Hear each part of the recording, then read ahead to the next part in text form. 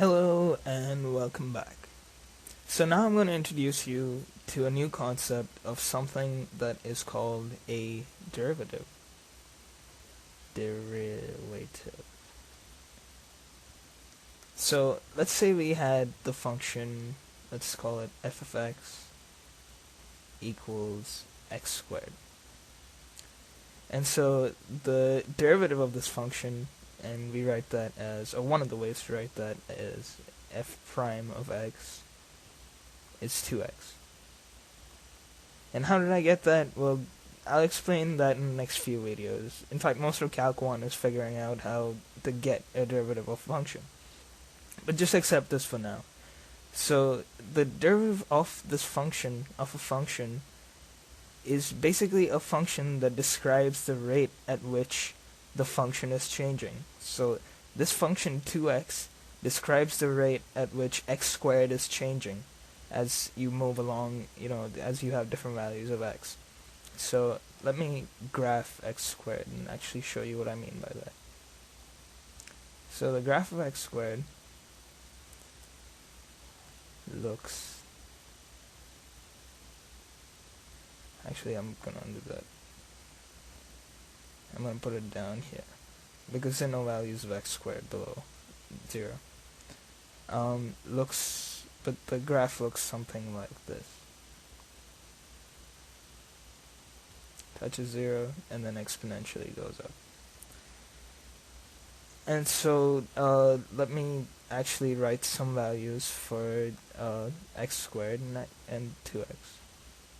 So x squared, 1 squared is 1, 2 squared is 4, 3 squared is 9, 4 squared is 16, and 5 squared is 25. And that's what this graph is showing. If you have at 1, let's say this is 1 and this is 2, then this this location right here, this point right here would be 1, and this point right here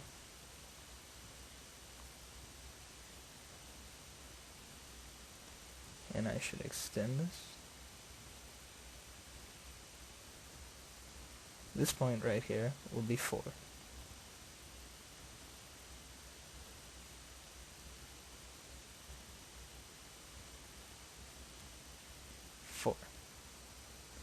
So that's the graph of x squared. The derivative of x squared I said was 2x. So let's write down some values of 2x. 2x is 1 times 2 is 2, 2 times 2 is 4, 3 times 2 is 6, 4 times 2 is 8, and 5 times 2 is 10. So these values relate to this in a way that the derivative of the function tells you when x equals 1, the function is 1, right here, but its derivative is 2, and when I say its derivative of 2x is 2 at the point, it basically means that there's a tangent line right here that shows the rate at which it's changing at that point.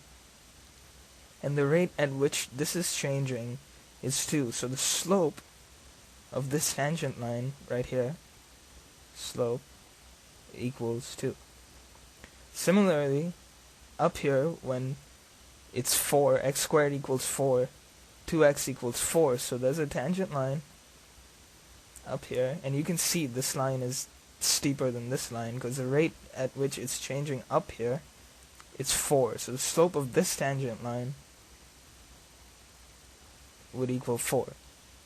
And this, as you can see, this line will just keep getting steeper and steeper and steeper, and the slopes will go on as 2, 4, 6, 8, as it's 1 and 4 and 9. So the derivative just tells you the rate at which the function is changing at a certain point. So let me use a real world example of this, so that it's a little bit clearer what I'm trying to say. So say you were driving your car, and I'll draw a graph, and this represents the speed at which you're going, and this represents time. So I'll call this S for speed, call this T for time. And this is 0, this is at time when time and speed are 0. And this is, say, 5 seconds, 10 seconds, 15 seconds, 20 seconds, and so on. And this is, let's say, 10 miles an hour, 20 miles an hour, and 30 miles an hour. So let's say you started off driving your car, and in the first 10 seconds, you went, or in the first 5 seconds, you went up till 10 miles an hour. So that would be a pretty straight line. And then you shifted into second gear, and then in the first 10 seconds, or from 5 to 10 seconds, you sped up and you went up to 30 miles per hour. So the graph of it would look something like this. And we can use the derivative in this to figure out your acceleration. And so your acceleration at this point would be a tangent line that looks like this. If I can draw a straight line. Whereas the acceleration at this point would be a tangent line that looks like this. So